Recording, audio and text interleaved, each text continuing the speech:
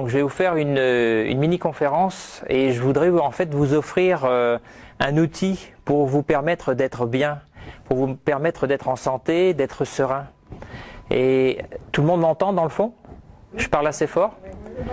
Alors, juste un petit test. Est-ce que vous pourriez lever la main ceux qui ont envie de se sentir serein et vivant, vibrant tous les jours?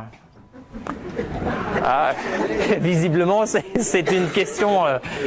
Alors, est-ce qu'il y a levé la main ceux qui ont envie d'avoir une journée dolle, plate, dépressionnante? Bon, c'est parfait, je vois que je suis au bon endroit. Alors, avant de vous donner cet outil que vous pourrez utiliser chez vous, parce que c'est un outil à la fois très simple et très efficace, je vais vous parler un petit peu de mes origines. Donc, à mon accent, vous entendez tout de suite, hein, je suis né en France. Ces maudits français, on les voit partout, bien entendu, surtout au Québec. Et puis, quand je suis né, en fait, je suis né malade. Mes parents avaient un résus sanguin différent et comme j'ai une sœur qui est née avant moi, elle avait déclenché chez ma mère des risques d'anticorps très élevés. Ce qui fait que dès que je suis né, j'étais sous observation puisqu'ils craignaient que je m'autodétruise. Donc éventuellement, ils allaient faire enlever mon sang complètement pour en remplacer par un autre. J'ai eu la chance de ne pas avoir droit à ce vidangeage de sang extraordinaire. Mais très vite, j'ai été malade, j'ai eu des otites chroniques, mastoïdite chronique. Et donc j'ai passé en fait les 16 premières années de ma vie en tant que client de l'hôpital. Et comme ça suffisait pas, après 16 ans, j'ai continué à aller à l'hôpital pour être employé de l'hôpital. Donc j'ai commencé en gériatrie. Et comment ? Quasiment les premières années, c'était ça. Alors en fait, je me souviens de la première fois où j'ai commencé la gériatrie à 16 ans. Je suis arrivé à 2h moins 10, mon poste arrivait à 2h et les visites étaient aussi à 2h. Et on me dit, Jean-Pierre, dépêche-toi, il y a une dame qui s'est complètement lâchée dans son lit, il faut vite la nettoyer parce que la visite arrive. Et moi, j'avais jamais vu de femme de ma vie toute nue. Pas même ma mère, enfin, où je m'en souvenais pas là, quand j'étais petit. Et donc, j'ai mis de côté mon ressenti et mes émotions en disant là, il faut vraiment que je sois efficace et puis je verrai après pour le reste. Et c'est comme ça que j'ai commencé ma carrière à l'hôpital. J'ai travaillé ensuite donc en maternité, aux urgences bébés et je suis devenu aussi ambulancier.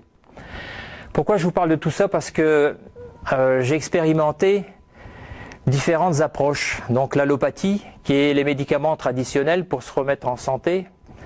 Bon, j'étais pas très content et satisfait puisque au cours de mes voyages et longs séjours à l'hôpital, j'ai eu droit à l'ablation de mes osselets, j'ai perdu l'ouïe, j'ai été sourd, on m'a enlevé d'autres morceaux aussi.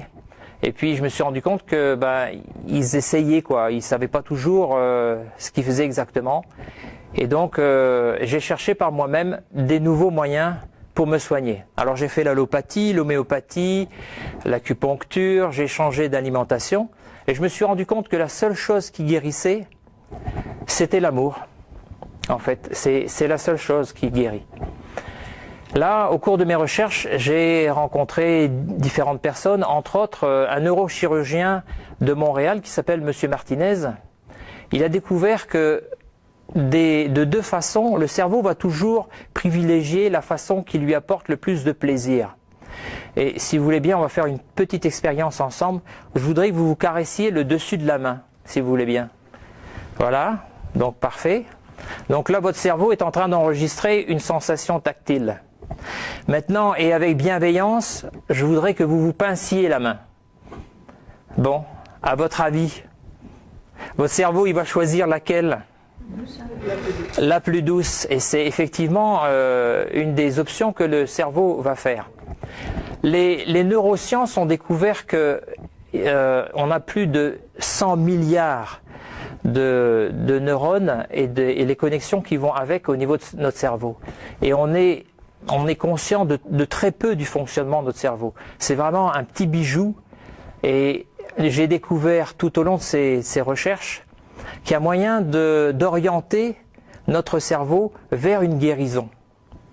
Et pour ça, Moi, j'ai développé un outil qui est de dire à mon cerveau le matin en me levant, je choisis, pour aujourd'hui, je choisis d'être en santé, je choisis d'être heureux, je choisis d'être vivant. Et cette décision, elle me permet à moi d'orienter mon cerveau vers un objectif. Parce que le cerveau, il a vraiment besoin d'objectifs. Et c'est pour ça qu'on a des projets dans la vie, pour orienter notre cerveau vers un devenir. C'est aussi pour ça que les gens qui n'ont plus de projet, très rapidement dépriment et passent dans des phases d'angoisse, de dépression, voire se suicident. Parce qu'il n'y a plus de lumière au bout du tunnel. Donc, en choisissant chaque matin et en disant à mon cerveau, voilà, je choisis la vie, je choisis l'amour, je choisis d'être heureux, eh bien ça oriente mon cerveau. Et il y a une chose qui est importante à savoir, c'est qu'il faut après poser un geste. Parce que prendre une décision, c'est bien beau, mais si je ne fais pas un geste pour mettre en route la machine, ça ne marche pas. Je vais vous donner un exemple très concret. Si vous avez envie de boire un verre d'eau, eh bien, vous prenez d'abord une décision. Ok, j'ai envie de boire un verre d'eau, mais après, il faut se lever, aller sur la table à l'arrière et se servir un verre. Mais vous êtes conscient que vous ne demandez pas à votre cerveau, ok, maintenant il faut bouger le muscle avant droit, lever la jambe, faire un pas. Tout cela se fait automatiquement. Vous êtes d'accord avec moi ? Vous n'êtes pas en train de réfléchir à chaque fois comment on fait pour respirer, comment on fait pour mâcher, c'est un automatisme. Eh bien c'est pareil pour la décision de vivre et d'être heureux ou d'être heureuse. Vous prenez la décision, moi je le fais le matin avant de me lever, et ensuite je me lève de mon lit. Et ça indique à mon cerveau de mettre en branle le processus, d'aller dans le sens d'être heureux. Voilà. Est-ce que ça fonctionne à tous les coups ? La réponse c'est oui. Est-ce que ça prend un peu de temps ? C'est possible. Et là, je voudrais vous citer un monsieur qui s'appelle Thomas Edison, qui a créé l'ampoule, celle qui permet de nous éclairer, entre autres, aujourd'hui. Est-ce qu'il y a quelqu'un dans la salle qui sait en combien d'étapes Thomas Edison a réalisé sa première ampoule ? Je crois que c'est 1000 fois. Ok. On va jouer aux enchères. Quelqu'un d'autre, une idée ? 988. Ah. Alors je vais vous donner la réponse, c'est 2000 fois. Donc pour faire sa première ampoule qui fonctionne, il a fait 2000 étapes. C'est-à-dire que les premiers, c'était des essais qui étaient infructueux, et puis jusqu'au jour où il trouve qu'en faisant le vide dans son globe en verre, et en y faisant passer un courant dans un fil, ça permettait d'obtenir une brillance et de durer. Alors voilà, c'est ce que je vous propose aussi en fait.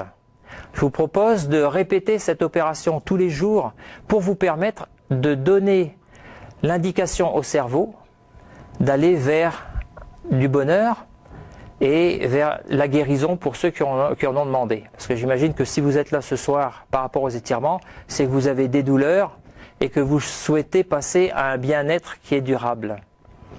Voilà, donc c'est ce que je voulais vous proposer. Puis je vous remercie beaucoup pour m'avoir accordé ces quelques minutes. Voilà, merci beaucoup. Merci.